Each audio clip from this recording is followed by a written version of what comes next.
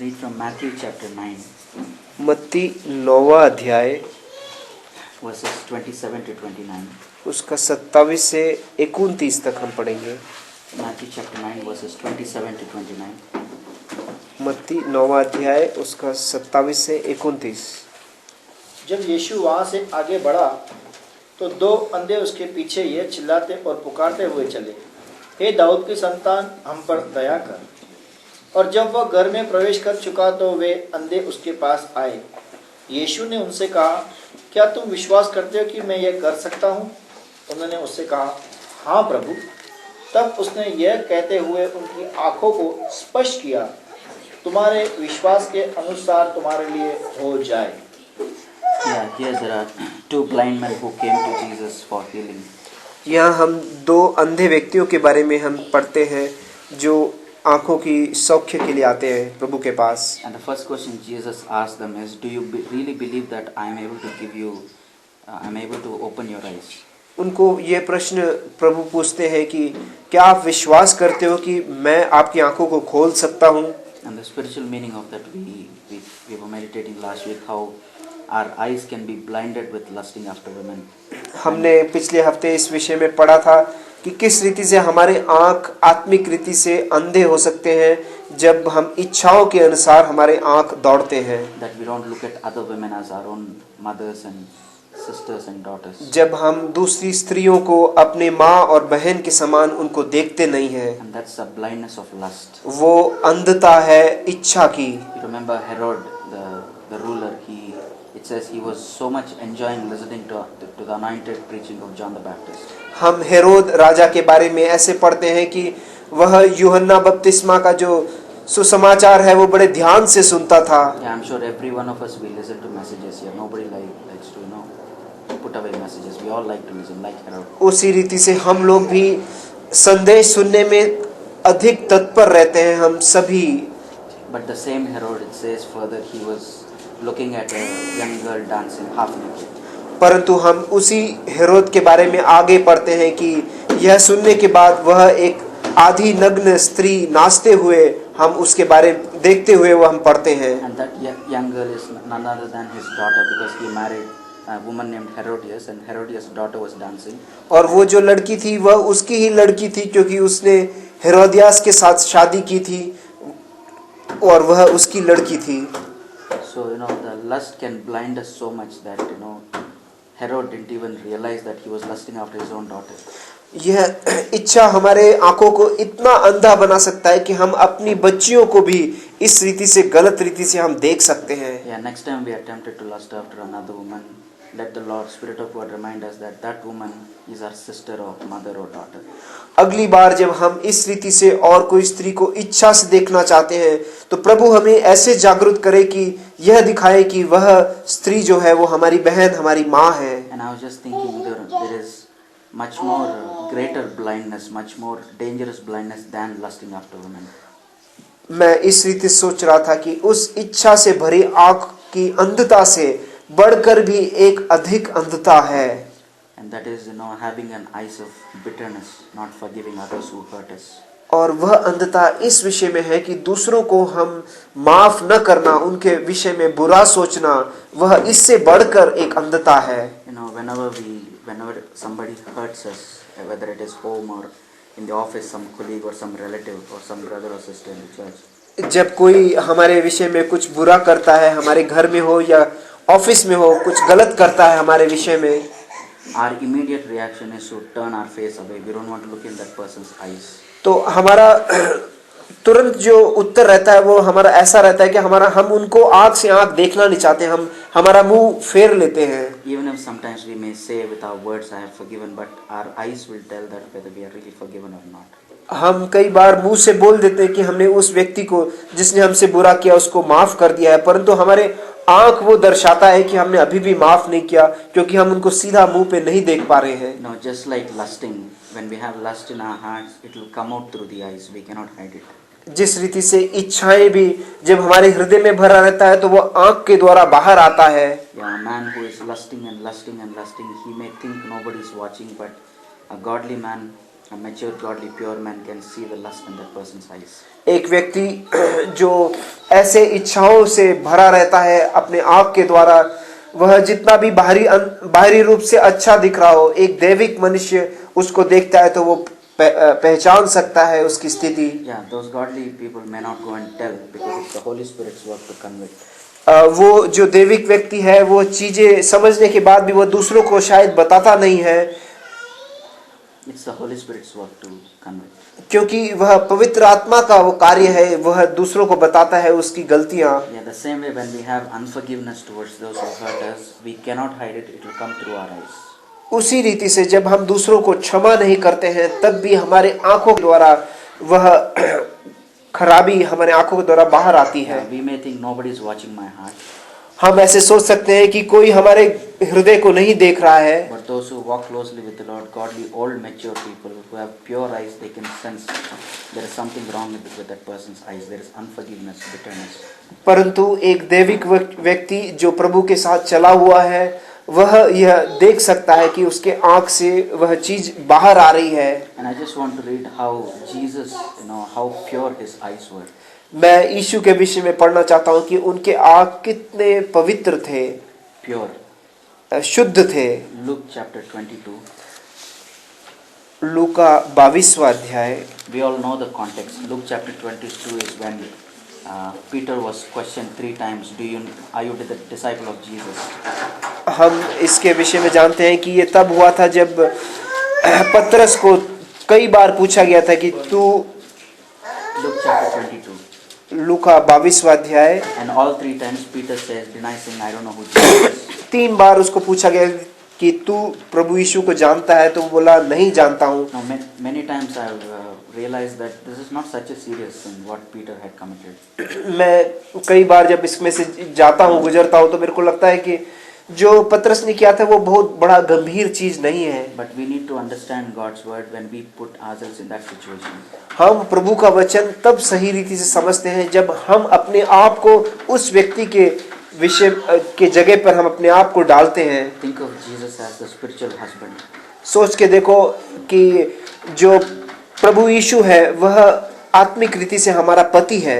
And those 12 disciples, they are like the small church there. They are like the wife, the spiritual wife. और जो 12 शिष्य थे वह एक कलीसिया के रूप में थे, वह प्रभु यीशु के पत्नियां थी।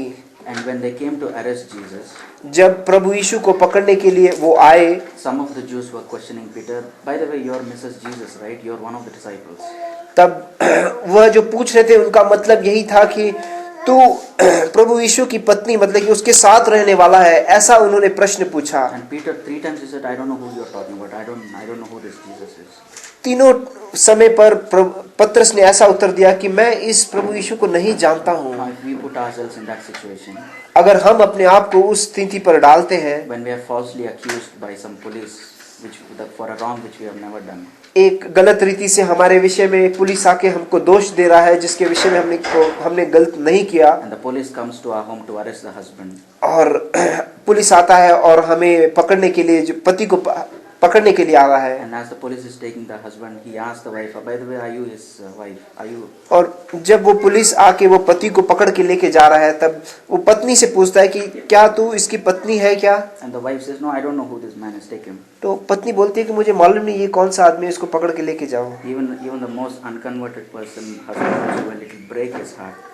अगर एक अपरिवर्तित व्यक्ति हो या अविश्वासी भी हो, वह भी अगर ऐसे उसकी पत्नी उससे बर्ताव करे तो उसका हृदय टूट जाएगा। Loving wife would say, no, he's my husband. I'll also come with him to jail. एक अच्छी पत्नी वही रहेगी, वह अपने पति के साथ भी वह पुलिस के साथ जाने के लिए तैयार रहेगी। And think that such is the hurt which Peter had done to Jesus. सोच के देखिए, यही स्थिति पतरस ने भी प्रभु यीशु के विषय में किया था उस रात को। And after Peter had hurt Jesus like that, और पतरस ने इस रीति से प्रभु को दुख देने के बाद, if somebody hurts us like that, अगर कोई हमारे विषय में ऐसे हमारे विषय में बुरा करता है, we'll turn away our face. तो हम हमारे मुंह वहां से फेर देते हैं, We will not look into that person's eyes. हम उसके आंखों पर देखते नहीं But हैं। see how the Lord had pure eyes. परंतु प्रभु के आंखों को देखिए, वह कितना पवित्र था, शुद्ध था। Luke chapter 22 verse 61. 22वें अध्याय का 62nd verse 61. 61। Luke chapter 22 verse 61. तब प्रभु ने मुड़कर पतरस को देखा। Yes. पतरस को प्रभु की बातें समझ हो गई कि उसने यह कहा था, आज मुर्गे के बांग देने से पहले तू 3 बार मेरा इनकार करेगा। And he went out and wept bitterly. Verse 62. और वह बाहर जाकर फूट फूट कर रोया। Yeah, the verse that really struck me and almost break my heart was verse 61, the first part. The Lord turned and looked at Peter. जो वचन मेरे हृदय को छुआ है और मेरे हृदय को तोड़ता है, वह यही है कि पहला भाग, प्रभु मुड़कर पतरस को देखा। I said, Lord, I am not like that. मैं जब देखता हूँ तो प्रभु, कई बार मेरे मन में ऐसे आता है, प्रभु मैं ऐसा नहीं हूँ। When somebody hurts me, my immediate reaction is turn my face away. जब कोई मेरे विषय में बुरा करता है तो मेरा मुख हमेशा मुड़ जाता है। But it says the Lord turned towards Peter and he looked at him. परंतु यहाँ हम देखते हैं कि प्रभु ने उसकी ओर मुड़कर पतरस को देखा। And I believe the Lord looked at him with forgiveness and compassion. He didn't speak a word. Jesus did not open his mouth, but with his eyes he said, Peter, that's fine. I love you. I forgive you. I have compassion for you. His eyes were full of compassion. प्रभु ने एक भी वचन वहाँ बोला नहीं, कुछ भी बोला नहीं, परंतु वह उसमें से यह बोलना चाहता था, पतरस जो हो गया वो छोड़ दे, उससे कुछ नहीं, मैं तुझे माफ करता हूँ। एक दया के साथ वह देख रहा था। And when there is a quarrel and misunderstanding between a husband and wife, जब पति और पत्नी के बीच में ऐसे झगड़ा होता है, yeah, every one of us we are tempted to turn our faces away. तो कई बार हमारे आंख भी उस रीति से दूसरे से फिर जाता है। But a Christ-like husband and wife will look at each other's face and into their eyes saying, I forgive you. परंतु एक ख्रिस्ती पति ऐसा ही है जो अपने पत्नी को एक अच्छे आंख के साथ वापस देखता है। Yeah, how much ever wonderful prayers we may pray, our eyes will tell whether we have really forgiven somebody or not. हम जितना भी बढ़कर प्रार्थनाएं करते रहे, परंतु ये हमारे आंखें बताते हैं कि हमने सही रीति से एक व्यक्ति को क्षमा किया है कि नहीं। Eyes that are gentle, humble and compassionate. एक आंख जो दीन है और दीनता के साथ चलता है। Gentle and humble. यार only the Lord can give us such eyes. प्रभु ही ऐसे अच्छे आंख हमें दे सकता है। And you know the invitation the Lord gives in Matthew 11. मत्ती 11 में जो प्रभु हमको नेवता देता है, He says, "Come to me." वो बोलते हैं कि आप मेरे पास आइए। There is only one place in the Bible where Jesus said, "There's something we can learn from him." ये एक ही जगह है जहाँ पर प्रभु बोलते हैं कि आप मेरे से सीखो। There are many things we can learn from Jesus. हम प्रभु से कई चीजें सीख सकते हैं, But this is a specific place. Jesus said, "Learn from me." परंतु ये एक ऐसा जगह है जहाँ प्रभु बोलता है कि मेरे से सीखो। Matthew 11, मत्ती 11वां अध्याय verse 28. 28वां वचन। Matthew 11:28. Jesus says, "Come to me, all who are weary and heavy laden, and I'll give you rest." Verse 29. Take my yoke upon you, learn from me, for I am gentle and humble in heart, and you'll find rest for your souls. हे सब थके और बोझ से दबे लोगों, मेरे पास आओ, मैं तुम्हें विश्राम दूंगा।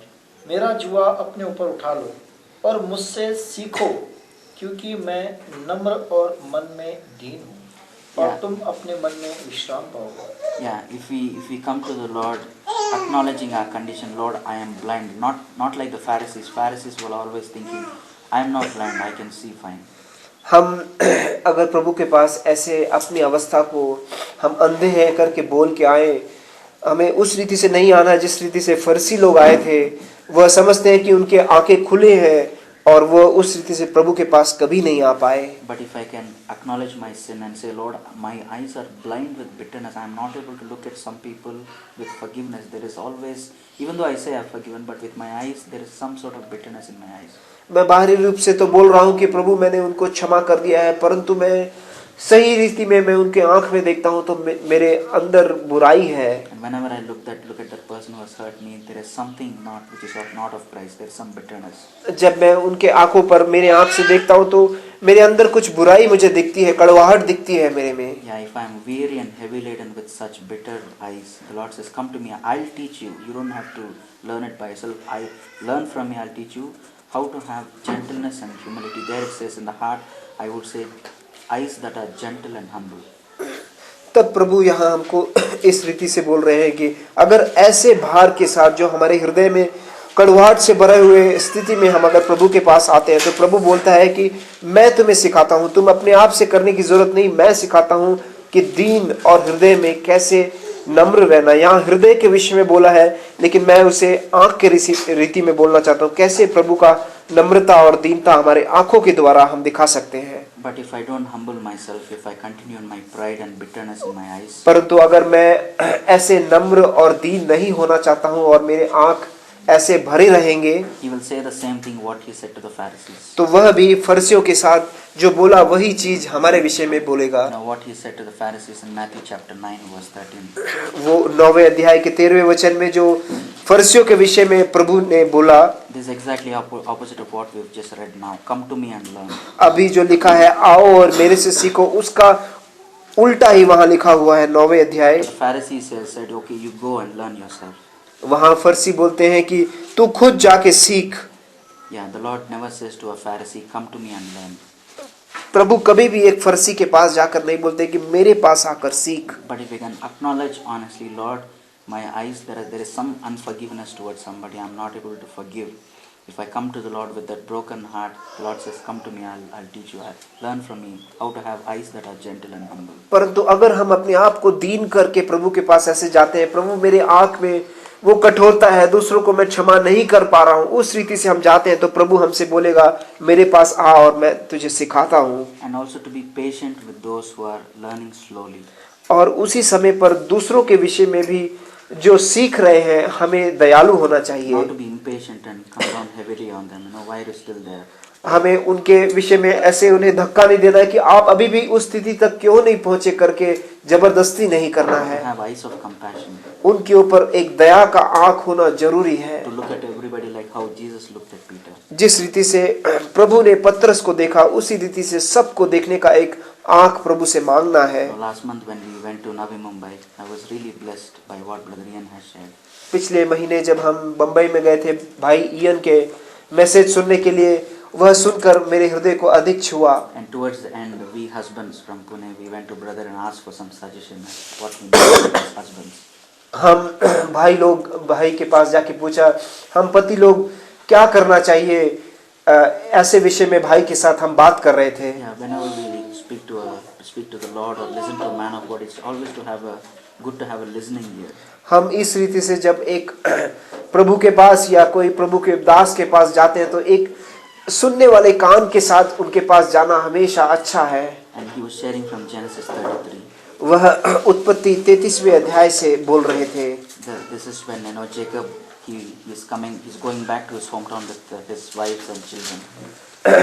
वह जब अपने पत्नियां और बच्चों के साथ वापस अपने घराने को लौट रहा है, उस समय की बात है। And actually 32. 32वां अध्याय। But he hears that Esau is coming, his brother, after many years. वह सुनता है कि उसका भाई उससे मिलने के लिए आ रहा है कई सालों के बाद। And he gets scared. और वो डर जाता है। But he meets the Lord face to face. परंतु उससे पहले वो अपने परमेश्वर से मुखामुख मिलता है। Genesis 32 verse 30. 32 का 30वां वचन। Just like Peter saw the face of Jesus, the eyes of Jesus. जैसे पतरस ने प्रभु यीशु के आंख देखे थे, उसी रीति से याकूब ने भी परमेश्वर को मुखामुख देखा। And then after that, Jacob goes to meet Esau. उसके बाद वह अपने भाई ईसौ को मिलने के लिए आगे जा रहा है। Genesis 33. 33वां अध्याय। No, Esau comes to hug him and kiss him. Verse 4. ईसो आकर उसके बाहें लगाता है और उससे प्रेम करता है। So after Jacob and Esau meet after so long time, such a long time. कई सालों के बाद जब याकूब और ईसाऊ एक साथ मिलते हैं, And this is what Brother Ian was mentioning, verse 12. उसके बाद भाई इयन इसके विषय में बता रहे थे। 12वां वचन। Esau was saying, "Come on, let's rush forward, let's move ahead." ईसो बोल रहा था, चलो हम जल्दी जाएंगे आगे अपने देश में। But Jacob, by then he was a broken man. Verse 13. This is what Jacob said, verse 13. परंतु तब तक भाई याकूब टूटा हुआ मनुष्य था। वह देखिए क्या बोलता है अपने भाई के साथ, ईसाऊ के साथ। He said to him, My Lord knows that the children are tender, and the flocks and the herds which are nursing, they are a care to me. I care for them. If they are driven hard, if I am not compassionate, if I am very hard on it, they will all die. Verse 14, Please let me pass on before his servant. I will proceed at my leisure, according to the pace of the cattle that are before me, and according to the pace of the children. परंतु उसने उससे कहा, मेरा स्वामी तो जानता है कि बच्चे सुकुमार है और दूध पिलाने वाली भेड़ बकरियां और गायें जिनका बोझ मुझी पर है, यदि वे एक दिन भी अधिक हके जाएं तो वे सब भेड़ बकरियां मर जाएंगी। इसलिए मेरा प्रभु अपने दास के आगे बढ़ जाए और मैं अपने पशुओं की चाल के अनुसार जो मेरे समान है और बाल बच्चों की चाल के अनुसार धीरे धीरे चलता हुआ अपने प्रभु से सीयर में आ मिलूंगा। Yeah, this is what Brother Ian was mentioning to us as husbands and fathers. यही भाई इयन हमारे पत्नियों और भाइयों के रीति में हमको सलाह दे रहे थे। Yeah, when we see some faults and some sin in our wives and children, don't beat them with a stick. जब हम हमारी पत्नियां या हमारे बच्चों में कुछ गलती देखते हैं तो तुरंत एक छड़ी लेकर उनको मार पीट करके उनको भगाना नहीं है। Like Esau was saying, verse 12, Come, let us rush forward. जैसे 12वें वचन में ईसाऊ बोल रहा था, चलो जल्दी निकलेंगे हम अपने घराने को। But Jacob said, No, verse 14, I will proceed at my leisure, according to the pace of the children, I would say, the wife also. 14वें वचन में देखो, जैसे याकूब बोलता है कि बच्चों के रीति में उनके जो स्पीड है उसके अनुसार मैं चलूंगा। मैं बोलूंगा कि बच्चों के साथ हम अपनी पत्नियों को भी जोड़ सकते हैं वहां पर। And to have that compassionate heart. और एक दया भरा हुआ एक हृदय उनके लिए रखना। That's how Jesus looked at Peter when Peter sinned. वही हृदय के साथ ही हमारे प्रभु ने भी पतरस को उस रात को मुड़कर देखा था। Even though Jesus was so highly spiritual, sinlessly perfect. प्रभु इतना आत्मिक होके बड़ा होने के बावजूद भी उन्होंने इस रीति से पतरस को दया के साथ देखा। He looked at Peter with forgiveness, and his attitude towards Peter was, I'll walk at your pace, don't worry. प्रभु इतना दीन होकर उसके साथ ऐसे बात कर रहा था कि तेरा जो चाल है उसी चाल के अनुसार मैं भी तेरे साथ चलूंगा। Yeah, maybe ask the Lord, Lord, I come before you with my eyes, there is some bitterness in my eyes. हम प्रभु के पास ऐसे आना चाहिए, प्रभु मेरे आंखों में वो कठोरता है, उसमें से मुझे छुड़ा। Just like when I fall into sin, you looked at me with forgiveness. जैसे मैं कई बार गिरता हूँ तो तू मुझे कितना दया के साथ देखता है। The others also, when they hurt me, I want to look at them. I don't want to turn my face away, but I want to look straight in the face, the person's eye, and say, Yes, I forgive you. उसी रीति से जब दूसरे भी मेरे विषय में बुरा करते हैं तो मैं भी उनके साथ एक दया के आंखों के साथ उनको देखना चाहता हूँ। I was just listening to one man of what he was saying. If the Lord had turned away his face from Peter, I think Peter also would have gone and committed suicide like Judas. मैं ऐसे एक भाई बताते हुए मैंने सुना है कि अगर उस रात को अगर प्रभु ने पतरस को ऐसे मुड़कर उसको ना देखा होता तो वह भी यूदस के समान अपने आप को जाकर खुशी कर देता। And the Bible says in Matthew 18, you can read somewhere when you're free, Matthew 18:28, unforgiveness, the Lord uses the word as holding somebody by the throat, choking them. मत्ती 8वें अध्याय में हम पढ़ते हैं कि क्षमा न करना एक व्यक्ति के गले को पकड़ के दबाने के समान है। Yeah, when we are having bitter eyes towards somebody, in God's eyes, I'm actually holding somebody by their throat. जब हम इस रीति से दूसरों को क्षमा नहीं करते, उन आंखों से देखते हैं तो हम उनका सही रीति में उनका गला निचोड़ रहे हैं। Next time when we fall into sin, remember that the Lord looks at us with compassion, not with anger. हमें ये याद रखना जरूरी है कि जब हम पाप में गिरते हैं कि प्रभु हम पे दया के साथ देख रहा है, ये याद रखना जरूरी है। Now the Lord says, go and do the same to those who hurt you. और वही चीज प्रभु हमको प्रोत्साहन दे रहा है कि यही चीज तो दूसरों के विषय में भी कर। I myself have sinned against you and others so many times. मैं खुद कितनी बार प्रभु के विरोध में पाप किया हूँ। The sins others have done against me are so little, so small. और जो पाप दूसरों ने मेरे विषय में किया है वो बहुत छोटे हैं जब मैं मेरे पाप प्रभु के विषय में देखता हूँ। Yeah, this is the first thing I wanted to share. यह है पहली चीज जो मैं आप लोगों के साथ बताना चाहता The Lord is था। asking each one of us what He asked us bluntly. Would you really believe that I can give you pure eyes that can forgive others, not to have any bitterness? मैं यह प्रश्न मेरे मन में बार बार आ रहा था कि क्या प्रभु वही प्रश्न मेरे से भी पूछ रहा है, क्या तू विश्वास करता है कि तेरे जो आंख जो दूसरों को क्षमा नहीं कर सकता है, वह एक अच्छा आंख मैं तुझे दे सकता हूं करके तू विश्वास करता है क्या?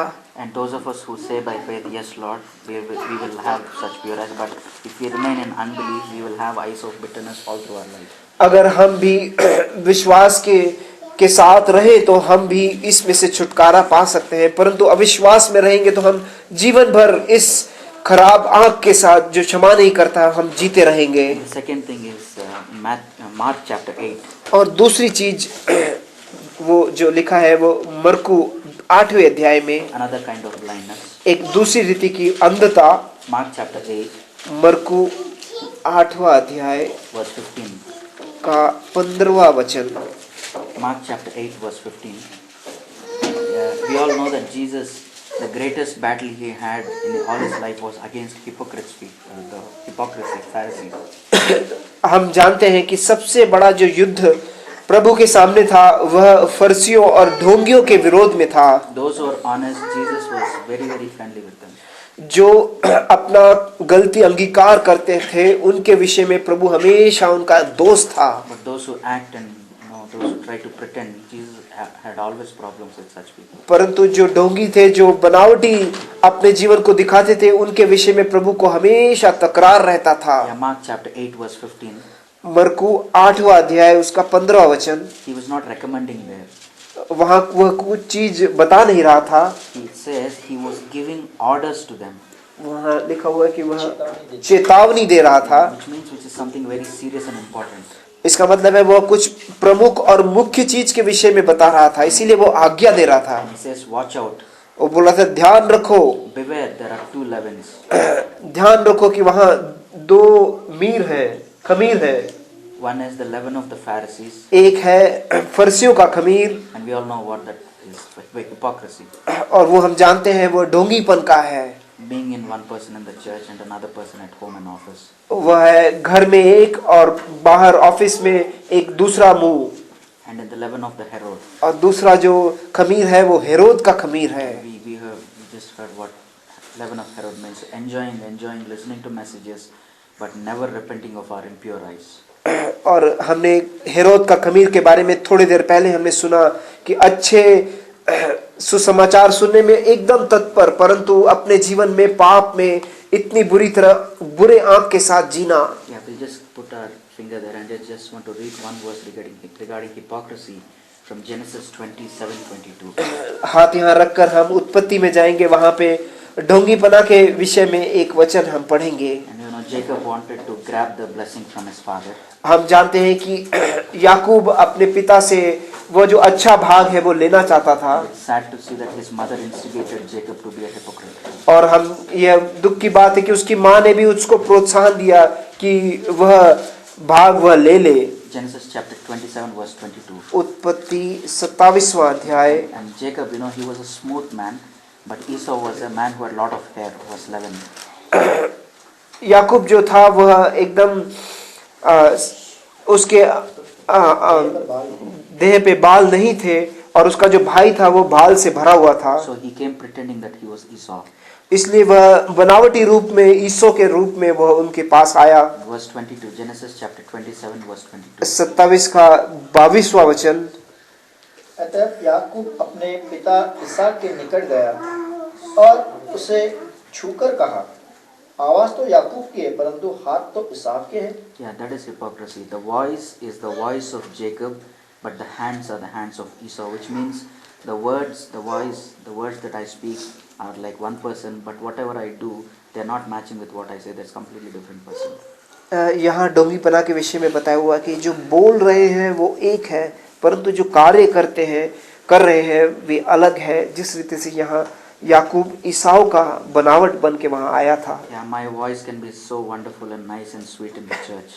हमारा जो आवाज है कलीसिया में एकदम अच्छा और मधुर रीति में हम यहाँ पे बैठ के रह सकते हैं कलीसिया में, But the hands are the hands of Esau. How I behave at home and office may be completely different. परंतु जो हाथ जो है वो ईसाओं के समान हो सकते हैं। वह ऑफिस और बाहर अलग रीति में बर्ताव करता है। So in that context, we'll read Mark 8:15. हम यह सोचकर मरकु 8वां अध्याय पढ़ेंगे। Mark 8:15. Watch out, beware of the leaven of Pharisees and leaven of Herod, which is hypocrisy. वह खमीर के विषय में हम जागरूक रहेंगे, फरसी और हेरोदियों का वह खमीर। So Jesus was saying something very, very important. वहाँ प्रभु कुछ मुख्य चीज वहाँ बताना चाहते थे। And we would think, when Jesus says something important, we will respond with such, with deep repentance and serious attitude. जब हम ऐसे मुख्य चीज प्रभु यीशु बताते हैं तो हमें कितना गहरी रीति से पश्चाताप करना चाहिए। But sadly, verse 16.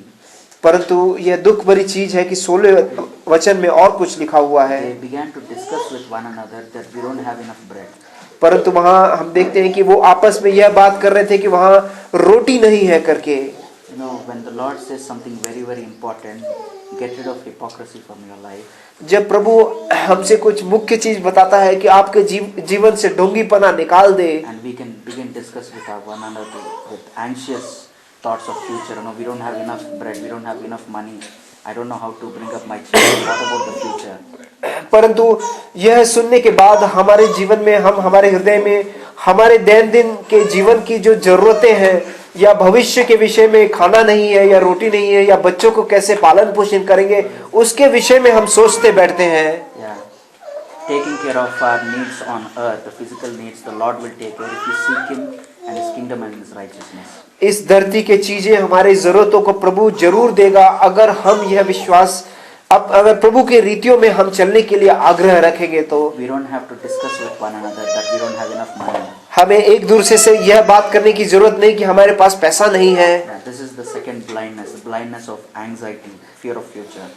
यह दूसरी अंधता है जब हम अपने भविष्य के बारे में व्याकुल होते हैं। If we know that we have a Father in heaven who cares for us. अगर हम यह विश्वास करें कि हमारे पास एक परमेश्वर है, एक पिता है जो हमारा सारा ख्याल करता है। We may have only little money or no money. हमारे पास शायद कम पैसा हो या पैसा ना हो। We don't have to discuss with others like it says in verse 16. जैसे 16 वचन में वो आपस में बात करते हैं, ऐसे हमें बात करने की बिल्कुल जरूरत नहीं है। Those who don't have a heavenly Father, maybe they will discuss going around giving things to others, asking people for money. जिनके पास ऐसा एक पिता नहीं है वह ऐसे जाके बात कर सकता है कि मेरे पास पैसा नहीं है या मुझे उधारी दे दो करके। But if we are born again, we have a Father in heaven. परंतु अगर हमारा नया जन्म हुआ है तो हमें एक पिता मिल चुका है। Our eyes, we don't have to run throughout the whole earth with our eyes. हमें हमारे आंख के द्वारा पूरी धरती को ऐसे छानबीन करने की जरूरत नहीं है। What about the rest of the month? How will I feed my family? आगे वाले महीने में मैं कैसे मेरे परिवार को संभालूंगा करके मुझे चिंतित होने की जरूरत नहीं है। What about the future? What about the children? What about marriage? आगे क्या होगा, मेरा विवाह के बारे में क्या होगा, कैसे मैं संभालूंगा, ऐसे सोचने की जरूरत नहीं है। Yeah, in 2 Chronicles 16:9, the Lord says, if my heart is completely His, the Lord's eyes, not our eyes, the Lord's eyes will run to and fro throughout the whole earth to support those whose hearts are completely His. दूसरे इतिहास में हम 16वें अध्याय में ऐसे पढ़ते हैं कि प्रभु के आंख ऐसे लोगों के विषय में है जिनका हृदय पूरा उनके लिए है। वह पूरे धरती को छान मारता है, ढूंढ बैठता है कैसे मैं इन लोगों को मैं मदद कर सकूं। Yeah, one of the valuable advices Brother Bhagat Singh gave to Brother Zach was this, that never make your financial needs or earthly needs to anybody else. भाई भक्त सिंह ने भाई जैक को एक अच्छा सलाह दिया था कि तेरी इस धरती के जरूरतों को कभी भी किसी को मत बता। May we never discuss with others that we don't have enough bread. हम कभी भी दूसरों के साथ यह बात न करें कि हमारे पास रोटी नहीं है। That's a blindness. यह एक अंधता है। And the Lord, he immediately responds verse 17. उसका उत्तर देखिए 17 अध्याय में प्रभु कैसे उनसे बात करता है। Why are you discussing the fact that you don't have enough money or enough bread? आप इस विषय में क्यों चर्चा कर रहे हो कि आपके पास रोटी नहीं है या पैसा नहीं है। And the word discuss in the Hindi Bible, I think is used as vichar. Discuss को शायद विचार करके बोला हुआ है, सोच विचार कर रहे हैं। Vichar means worry.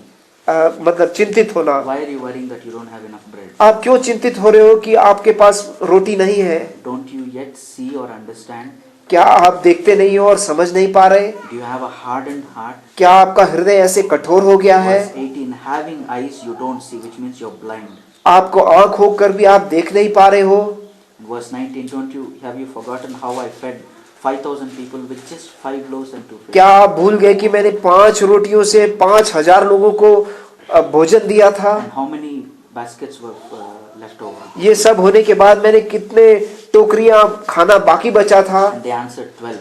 उन्होंने बोला कि 12 टोकरियां रोटी के बाकी बचे थे। And I was just thinking, why 12 baskets? मैं सोचा कि 12 टोकरी क्यों थे बाकी? There were 12 disciples. क्योंकि 12 शिष्य थे। The Lord blessed them so much that each of them could take a basket for their families. इसका मतलब इन 12 शिष्यों को एक एक टोकरी भर कर रोटी उनको मिला उस दिन, Yeah, when अपने घरों को लेके जाने के लिए। When we honor the Lord, when we seek Him, the Lord will never allow us to be put to shame. जब हम प्रभु का आदर करते हैं और उसके पीछे चलते हैं तो प्रभु हमें कभी भी लज्जित होने नहीं देता है। May we never ever discuss with others that we don't have enough bread or money. हम कभी भी दूसरों के साथ यह चर्चा ना करें कि हमारे पास खाने के लिए रोटी नहीं है। May the Lord heal our eyes with the heal our eyes so that we will be free from anxious eyes.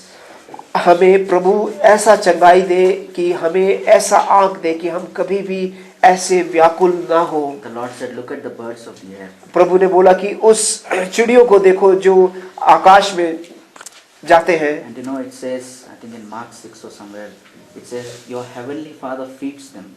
वहाँ बोला है कि हमारा स्वर्गीय पिता जानता है कि उनको कैसे खिलाए। It doesn't say your heavenly Father gives them food, but He feeds them. वहाँ ऐसा नहीं बोला कि प्रभु उनको खाना देता है परंतु उन्हें खिलाता है। Yeah, feeding is something what a mother or a father does to the child. खिलाना मतलब कि एक माँ अपने बच्चे को कैसे खिलाती है उस रीति से। I mean, we throw food to animals and birds. हम पक्षी या जानवरों को खाना फेंक कर देते हैं। But it says God the Father, He feeds those birds. परंतु वहाँ लिखा हुआ है कि परमेश्वर उन्हें खिलाता है। Birds are not eternal beings. Once they die, they become dust. जो पक्षियां होती हैं वो हमेशा के लिए नहीं रहते हैं, तब भी प्रभु उन्हें खिलाता है। To such temporal beings, it says He feeds those birds. ऐसे जो क्षणिक हैं जो मट्टी बन जाते हैं उनको प्रभु इस रीति से खिलाता है। And how much more He will feed us. तो कितना अधिक वो हमें क्यों नहीं खिलाएगा। May we never discuss with others that I don't have enough money. What about the future? What about my children? What about the school?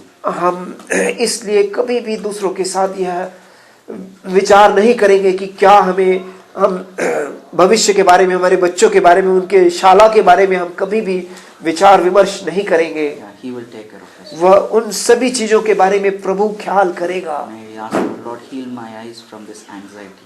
प्रभु उस अंधता से मुझे छुड़ा जो हमेशा व्याकुल रहता है। And the third is quickly I'll share.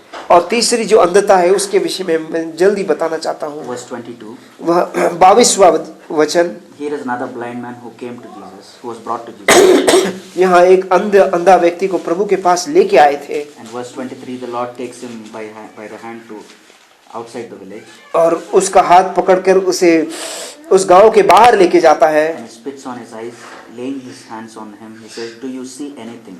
और उसके आंखों पर थूक कर उससे पूछता है कि क्या कुछ तू देख पा रहा है। And he looked up and he said, "Lord, I can see, but I can see people, men like trees walking around." मुझे दिख रहा है परंतु मेरे को मनुष्य बड़े पेड़ के समान दिख रहे हैं। Yeah, this is the third kind of blindness with selfishness.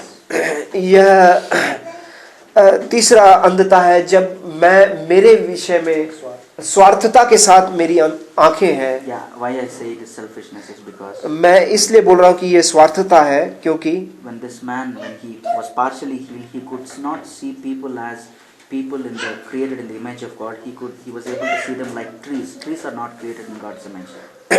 उसने मनुष्य जो प्रभु के स्वरूप में बनाया था उनको उस रीति को देखने के बजाय उनको पेड़ के समान वह देख रहा था। And the Lord is asking us the same question. Are you able to see anything? प्रभु हमसे भी यही प्रश्न पूछ रहा है, क्या आप कुछ देख पा रहे हो? We can say honestly, yes, Lord. There are some people I am looking at. To them, those people in my eyes are like trees. तो प्रभु हमसे यह बात कर रहा है कि मैं कई लोगों को मैं इस रीति से देखता हूँ जैसे कि वो पेड़ है। Selfishness. उसमें मेरी स्वार्थता है। I am not able to look at them as creatures created in your image. मैं उनको प्रभु तेरे द्वारा सृष्टित व्यक्ति के रीति में मैं उनको देख नहीं पा I रहा am हूँ। looking like them some object, some tree. मैं उनको कुछ ऐसे वस्तु के समान, एक पेड़ के समान देख रहा हूँ। Tree is something we can use it for ourselves. और पेड़ एक ऐसी चीज है जो हम हमारे काम में उपयोग में ला सकते हैं।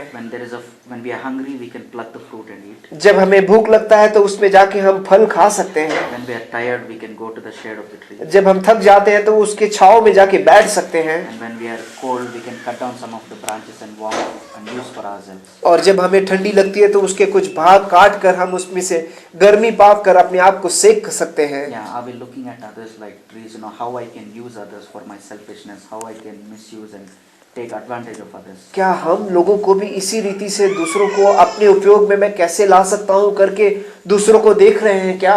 If we say honestly, yes Lord, I am selfish, my eyes are so selfish, whenever I look at people, I see how I can gain something from that person. जब भी अगर हम सही रीति से अंगीकार करते हैं तो हम भी प्रभु के पास जाके बोल सकते हैं, प्रभु हाँ प्रभु, मैं कई लोगों को जब देखता हूँ तो मैं उस पेड़ के समान मेरे को क्या लाभ मिलेगा करके मेरी स्वार्थता के लिए मैं उनके पीछे जाता हूँ। Yeah, in every way, when we think of our wives, do we look at them like trees, you know, who gives us some benefit or some pleasure? क्या हम अपनी पत्नियों को भी एक पेड़ के समान देखते हैं कि मैं उसमें से क्या मेरे को फायदा है करके मैं देखता हूँ क्या?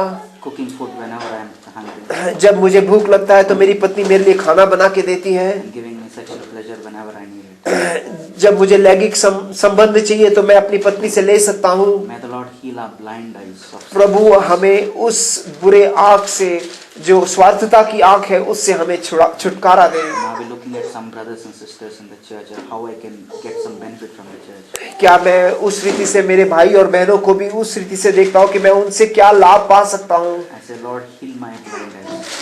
प्रभु से के पास जाकर हमें भी बोलना है, प्रभु मेरे अंध आंखों को, स्वार्थता की आंखों से मुझे छुड़ा प्रभु। Like it says in last part of verse 25, he was able to see everything clearly. परंतु आगे जाकर जिस रीति से 25वें वचन में हम पढ़ते हैं कि वह सब कुछ सही रीति में बाद में देख पाया। Yeah, may we come before the Lord with a need in our hearts. क्या हम प्रभु के पास इस रीति से एक जरूरत के साथ प्रभु के पास आ सकते हैं? Lord, instead of my bitter eyes, I want to have eyes of compassion, gentle and humble eyes. प्रभु एक बुरे आँख, दूसरों को क्षमा ना करने से उसमें से छुड़ा कर एक दया वाला आँख मुझे दे प्रभु। Maybe there is somebody waiting from us just for us to give that forgiving look to that person. शायद कोई एक ऐसा व्यक्ति बैठा हुआ है जो केवल वो आँख हमसे देखना चाहता है, जो दया का आँख है। And secondly, maybe our eyes are blinded with anxiety, fear of future.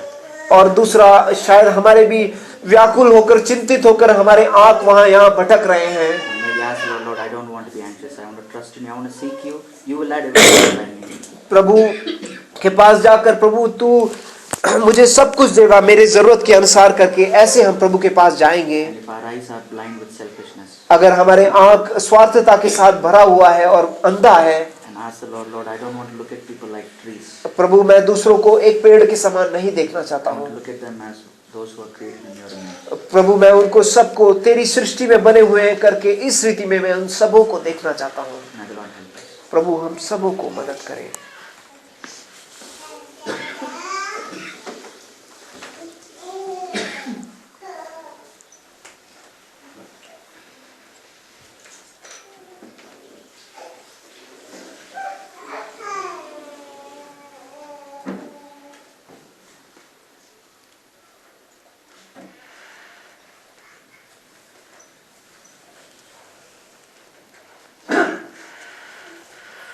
में से कोई भी जो सुना है या प्रभु ने कुछ आपसे बात किया तो आप बोल सकते हैं, दूसरों के प्रोत्साहन के लिए, मदद के लिए।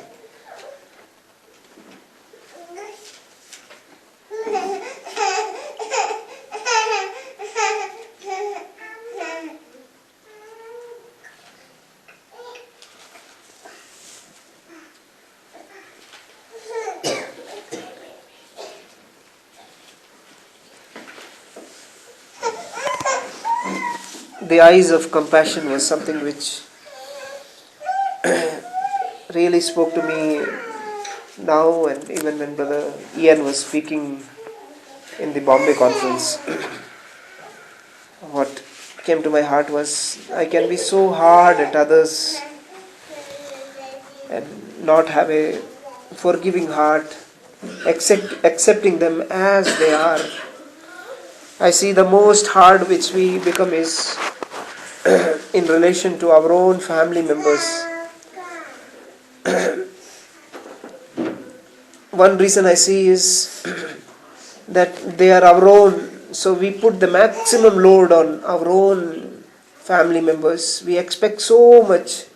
Those who are the closest is the one whom we have maximum expectation.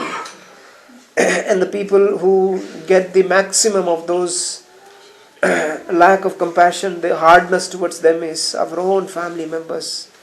I have seen that many a times in my own life with regard to my wife and children, how hard I can be expecting many things to be done in so and so manner, in this way, in that way, and can be such a burden to them. They may not speak a word because they are my own dear. They accept all of those without making even one noise, because I am the head of the house. They just submit. But the Lord is actually telling me, to each one of us, that what God really desires is to have compassion on them. Set them free. Don't make rules and regulations which you yourself find it so difficult to follow, and still you want to enforce them on others. You want everything to be spick and span. You want things to be arranged in this way, and it becomes such a burden on them. But to give them a leeway, allow them to, as we heard in Genesis, let them go at their own pace. Yes, may the Lord really remind us, when we force things upon our own family members, to remember, let them go at their own pace. If I force them too hard, they will die. May I realize that, yes, death may not be physical death, but they may grow sore in their heart. God wants that we may take them along. Yes, so that I can slow down my pace, I can take them along, I can go behind them, I can lead them, I can take them along with me. This verse in 2 Peter, which says, joint hairs, about the wife, it is written, we were reading this yesterday, was something which many times the Lord had spoken to me, saying the Lord is, our wives are not somebody. It's 1 Peter chapter 3 verse 7. 1 Peter chapter 3 verse 7, it says, you husbands in the same way live with your wives in an understanding way, as with someone weaker, since she is a woman, and show her honor as a fellow heir of the grace of life, so that your praise will not be hindered. इस प्रकार हे पतियों, तुम में से प्रत्येक अपनी पत्नी के साथ समझदारी से रहे, उसे निर्बल पात्र जाने कि वह स्त्री है, वह जीवन के अनुग्रह में से संगी वारिस जानकर उसका आदर करे, जिससे तुम्हारी प्रार्थना में बांधा न पहुंचे. That word there saying fellow heirs of the grace of life. That means in everything the Lord has put them equal.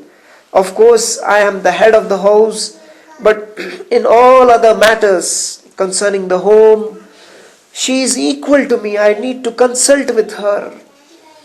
Yes, anything concerning the home, I need to have her with me. Yes, and the second part says, show her honor. I was thinking many a times, we were thinking yesterday also, that we many a times make them servants. But rather here it says joint heirs means a king and a queen. We need to know how to give them honor to be a queen. Yes, but we many times we make her, Hindi we were thinking Naukarani. We make them Naukaranis, we don't make them Maharanis. God wants us that we honor them that way. That is God's will, and it ends saying that so that your prayers will not be hindered. ताकि आपकी प्रार्थनाओं में रुकावट न आए. Yes, that is God's warning to us. Yes, they are weak, they are women. Take them along, give them honor. They are joint heirs, fellow heirs of the grace of life. God has called us to a life of grace. God wants us that we take them along and not to be hard and put on them rules and regulations which are very difficult even for me to follow. May the Lord really help me, break me, that I may also come to that point of Peter where he cried out, wept bitterly. May that cry come into my life, that I may cry bitterly, that I may be set free. Yes, the same Peter, I have many times been challenged. After he wept bitterly, after seeing the eyes of compassion of Jesus, the same Peter, when the Holy Spirit fell on him on the day of Pentecost, he became such a blessing. God wants that we all become blessing to our home, the church, the place of work. God wants us, and He awaits to fill us with His Holy Spirit that we can be a blessing. I want to go that way. May the Lord really help me. I was just blessed by what Robert was about. Brother, in Jeremiah chapter 2, the God saying to the people of Israel,